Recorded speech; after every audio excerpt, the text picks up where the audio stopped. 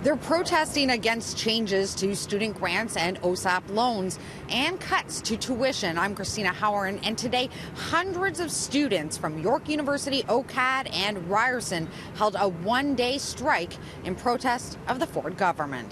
The students, united, will never be defeated. Students today are on strike against government's cuts post-secondary education. You know, things like the $670 million that have been taken out of the OSAP program, the over $300 million that have been slashed from campus service funding, and also the Student Choice Initiative, among other things. That's a policy that allows students to opt out of paying certain non-essential fees for services they may not use. We had to cut down our legal services, so we used to have access to a lawyer for all students. Now that's something that students have to opt in to pay in order to get those fees. But also just the idea of having an optional fee really undercuts a lot of our essential services. Students are under attack. What do we do? The cuts to OSAP, which the Ford government is trying to implement or is implemented, are absolutely unacceptable.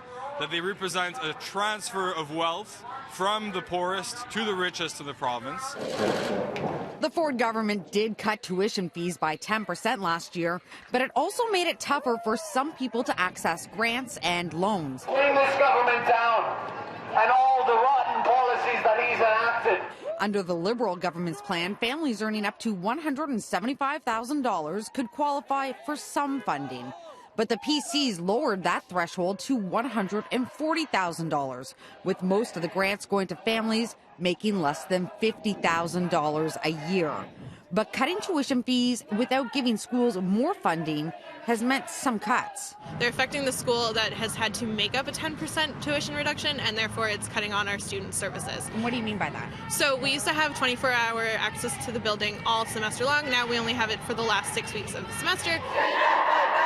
OCAD's student union has a list of demands for the government, including changing all loans to non-repayable grants, eliminating tuition fees for everybody, and revoking the Student Choice Initiative that enables students to opt out of certain fees. Our strike will definitely make the government rethink their strategy. Now, it's not clear if that's the case, but one thing is certain, students will be returning to the classroom tomorrow. In Dundas Square, Cristina Howorun, City News.